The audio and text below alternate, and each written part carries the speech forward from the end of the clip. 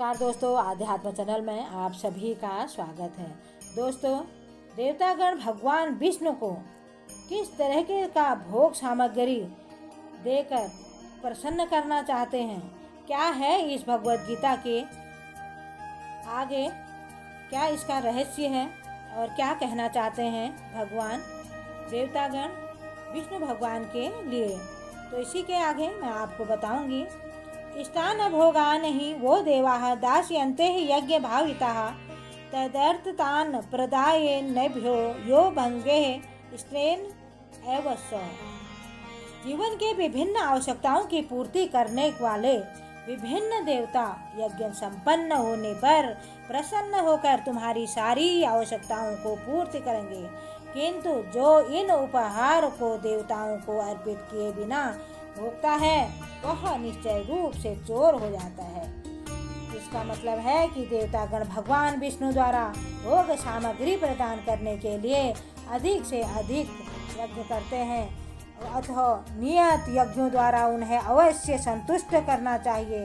वेदों में विभिन्न देवताओं के लिए भिन्न भिन्न प्रकार के यज्ञों की संतुष्टि है, किंतु वे सब अनंतः भगवान को ही अर्पित किए जाते हैं। किंतु जो यह नहीं समझ सकता कि भगवान क्या है, उसके लिए देव यज्ञ का विधान क्या है, अनुष्ठानकर्ता के भौतिक गुणों के अनुसार वेदों में विभिन्न प्रकार के यज्ञों का विधान क्या है, विभिन्न देवताओं की पूजा भी उसी आधार पर आधारित है जो गुणों के अनुसार की जाती है। उदाहरण के अनुसार जो मांसाहारी की देवी काली की पूजा करने के लिए भी कहा जाता है, जो भौतिक प्रकृति के घोर रूप में और देवी के समक्ष पशु बलि का आदेश है, किंतु जो सतोगुणी है उनके लिए विष्णु की दिव्य पूजा बताई जाती है।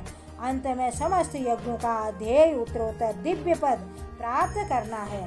सामान्य व्यक्तियों के लिए कम से कम 5 यज्ञ आवश्यक हैं, जिन्हें पंच महायज्ञ कहते हैं। किंतु मनुष्य को यह जानना चाहिए कि जीवन की सारी आवश्यकताएं भगवान के देवता प्रतिनिधियों द्वारा ही पूरी की जाती है, कोई कुछ बना नहीं सकता।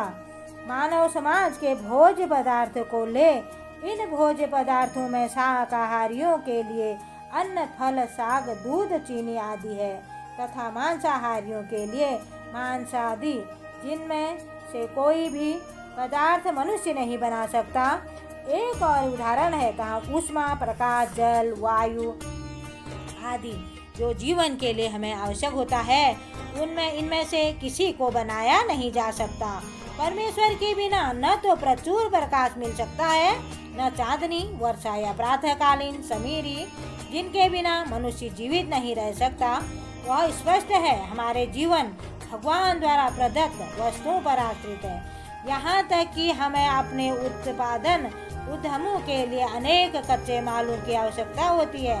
धातु, गंधक, पारद, मैग्नीज और तथा अन्य अनेक आवश्यक वस्तुएं जिनकी पूर्ति भगवान के प्रतिनिधि इस उद्देश्य से करते हैं कि इनका समुचित उपयोग उनके आत्म साक्षात के लिए अनेक आपको स्वस्थ एवं पुष्ट बनाए, जिससे जीवन का चरम लक्ष्य भौतिक जीवन संघर्ष से मुक्ति प्राप्ति हो गई। यज्ञ संपन्न करने से मानव जीवन का यह लक्ष्य प्राप्त होता है कि यदि हम जीवन उद्देश्य को भूलकर भगवान के प्रतिनिधियों से अपने इंद्रिय तृप्ति के लिए वस्तुओं लेते रहेंगे तो इस संसार में अधिकाधिक फंसते आएंगे, जो इस संतुष्ट सृष्टि का उद्देश्य नहीं है। तो निश्चय ही हम चोर हैं और इस चोर हम प्रकृति के नियमों द्वारा दंडित होंगे। चोरों का समाज कभी सुखी नहीं रह सकता, क्योंकि उनका कोई जीवन लक्ष्य ही नहीं होता है। भौतिकतावादी चोरों को कोई भी जीवन लक्ष्य नहीं होता, उन्हें तो केवल इंद्रिय तृप्ति की चिंता रहती है। वे नहीं जानते कि यज्ञ किस तरह किए जाते हैं, किंतु चैतन्य महाप्रभु ने यज्ञ संपन्न करने के सरलतम विधि का प्रवर्त किया है। यह संकीर्तन यज्ञ जो संसार के किसी भी व्यक्ति द्वारा जो कृष्ण भावनामृत के सिद्धांतों को अंगीकार करता है, संपन्न किया जा सकता है। धन्यवाद।